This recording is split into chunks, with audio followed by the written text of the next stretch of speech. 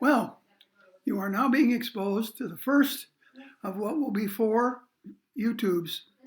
The purpose of them I found over the probably 5 or 6 times that I've done this course is by just kind of giving you a quick overview. There's something written on each of the modules, but it doesn't hurt for me to talk a little bit about what is coming and why we're doing it the way we're doing it. The first unit is basically an orientation unit. Now, it does have some heavy overlay for K-12, and that's not a big problem because the written assignment for this particular module comes from the American Association of State Colleges and Universities. But what they've been doing this for 20 years is telling us what they think the top 10 issues facing all of education are for a particular year, 2021 in this case. They also give you some honorable mention stuff. And I've looked at this and I've worked with students. For example, the last time I taught this course was last summer. And I had several urban ed folks in there, and they did just fine using that exercise. So your idea is to look at all of the issues and pull out the one that you think makes the best sense to what it is that you're doing. That's why in the thing that I sent you earlier, I want to know exactly what you're doing. And so far, it's a wonderful group. You've got all sorts of expertise, and it's going to be a real learning experience for all of us. Okay, the idea that this is going to be how we're going to build our foundation, because all of this comes together in the last week when you look at what you got in the preceding 3 modules, and you look at the text material, and you do an analysis as though you were an accreditor working for Middle States or perhaps some other accrediting body. And you're going to take one particular issue and work that issue into your assessment of its impact. And there's a little bit more explanation of that will come later. But right now, what this does is it tends to give you a good foundation place that you can follow. I have worked with some of the higher ed folks. In this exercise, there's no problem with them staying with us because their issues can be focused on from 12 to 20. Yours can go anywhere from pre-K to 12. So that should not cause anybody any difficulty. The slides that I put in there are one that are of particular interest to me. Any of you who've talked with any of my preceding students, which you may have, they'll know that my other great love, and as I'm still practicing, is to be a sociologist. And one of the things is your textbook is the first one to honestly point out that one of the critical determinants of what goes on in a particular, on a macro basis, on a school system. Now, I don't know where you all are from. That's an issue because if you're from anywhere other than Maryland, you're used to school districts. A given political entity, perhaps a county, may have 4 or 5 districts. Now, if you're from Maryland, the counties and the school districts are coterminous. So you're going to look at the one that you think is most important, and you're going to essentially write it up so that you can begin to demonstrate how, and I'm good at using abbreviations. I take the last names of the authors, and I also use B/F for budget and finance. It's a way that allows me to use some meaningful shorthand.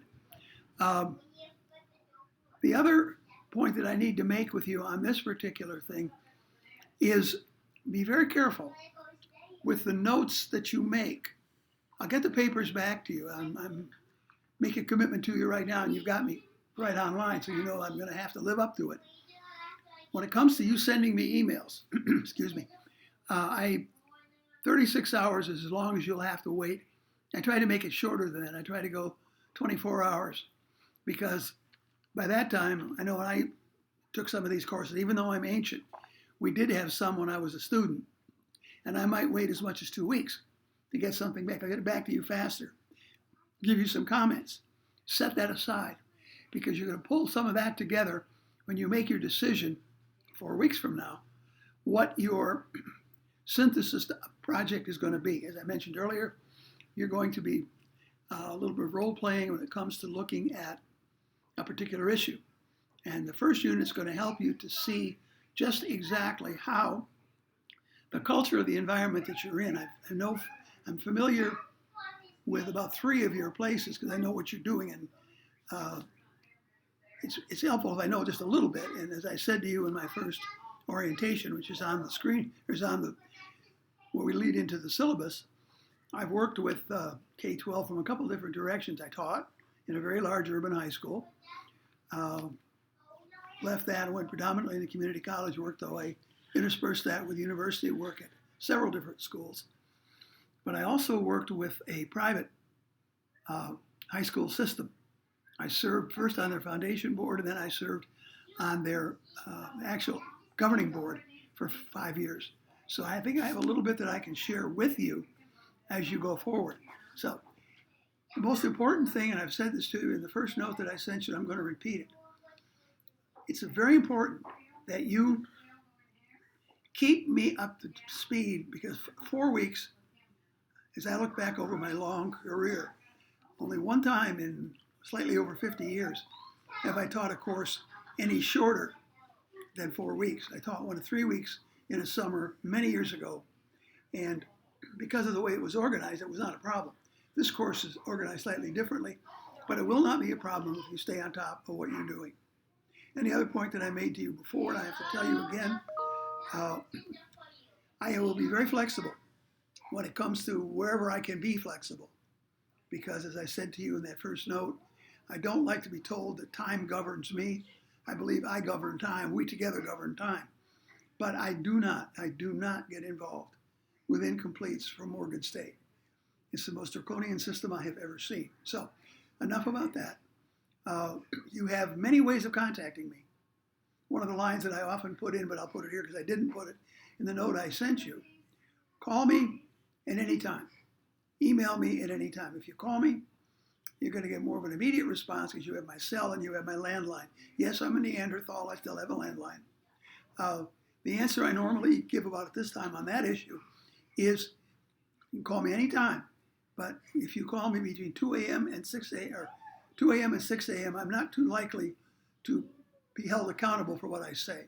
So it's great to be with you. It's going to be exciting.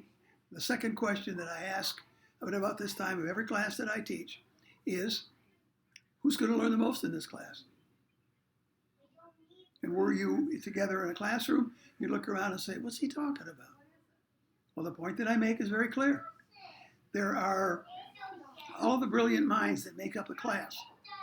And I know a tad more about the process of the class, so I will probably get a bit more out of what you do than you might even think you put in there. So the point simply is I expect to learn more than any individual in the class. So good luck, be in touch with me, and I look forward to working with you for the wonderful month of June of 2021.